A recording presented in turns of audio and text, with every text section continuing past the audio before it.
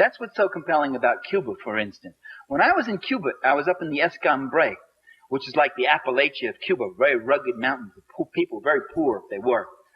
And I said to this campesino, I said, do you like Fidel? And he says, sí, with all our souls. I remember his gesture, with all our souls. I said, why? And he pointed to this clinic right up there on the hill, which we had visited. He said, look at that. He said, before the revolution, we never saw a doctor. If someone was seriously ill, it would take 20 people to carry that person, because you'd go day and night. It would take 2 days to get to the hospital.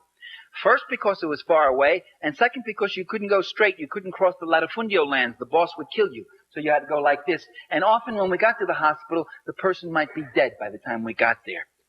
Now we have this clinic up here with a full-time doctor. And today, a doctor in Cuba, when you become a doctor, you've got to spend 2 years out in the country. That's your dedication to the people. And a dentist who comes 1 day a week. And for more serious things, we're not more than 20 minutes away from a larger hospital. That's in the Escambray. He said, that's freedom. We're freer today. We have more life. And I talked to a guy in Havana who says to me, before, all I used to see here in Havana, you call this drab and dull. We see it as a cleaner city. It's true. You got the paint is peeling off the walls, but you don't see kids begging in the streets anymore. And you don't see prostitutes. All we used to have was prostitutes. Prostitution used to be one of the biggest industries. And today, this man is going to night school. He said, I can read. I can read. Do you know what it means to be able to read? Do you know what it means to be able not to read? I remember when I gave my book to my father, I dedicated a book of mine, Power and the Powerless, to my father. I said, to my father with my love. Gave him a copy of the book. He opened it up, looked at that. He'd only gone to the 7th grade. He was a son of an immigrant, a working class Italian. And he opens the book and he starts looking through it. And he gets misty-eyed, very misty-eyed. And I thought it's because he was so touched that his son had dedicated a book to him. That wasn't the reason. He looks up to me and says, I can't read this, kid.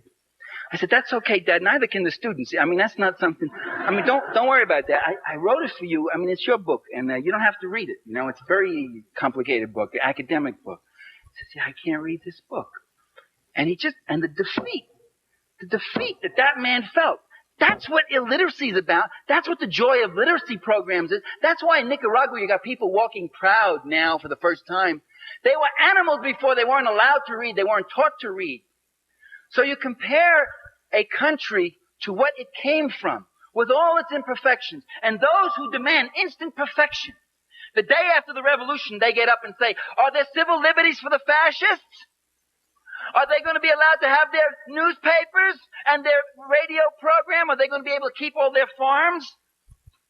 The passion that some of our liberals feel the day after the revolution, the passion and concern they feel for the fascists, the civil rights and civil liberties of those fascists who were dumping and destroying and murdering people before. Now the revolution has got to be perfect. It's got to be flawless. Well, that isn't my criteria. My criteria is what happens to those people who couldn't read?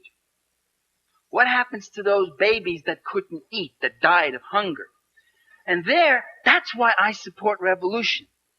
The revolution that feeds the children gets my support. Not blindly, not unqualifiedly.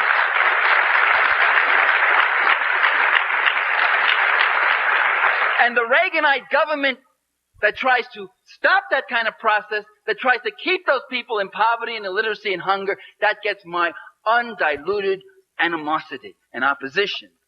So that was my answer to you. Let's not judge these countries by some abstract model, but where they're coming from. So you can judge a socialist country, one, by what it's replacing. Two, you can judge it by comparing it to U.S. society. And there, in some areas, there's a higher level of production of goods and prosperity here, although it's very unequally distributed. The poor are the fastest growing social group in America, from 24 to 35 million. That's growth since 1980. And three, you can judge a socialist country by an abstract model of what you might ultimately want. By the way, that's not illegitimate. I shouldn't have said don't impose that. That's a reasonable thing to do in a certain way. Not to damn the country and to be holier than thou, but to say that there are aspirations, there are new forms of social relations we hope we can move to someday. There are places the Nicaraguans may go if they don't have to give half of their income to their army to fight off the Contras. There's new improvements, new cultural forms, new political forms that might develop. In fact, it's fascinating in Nicaragua that there are those new political forms. So I would judge that way.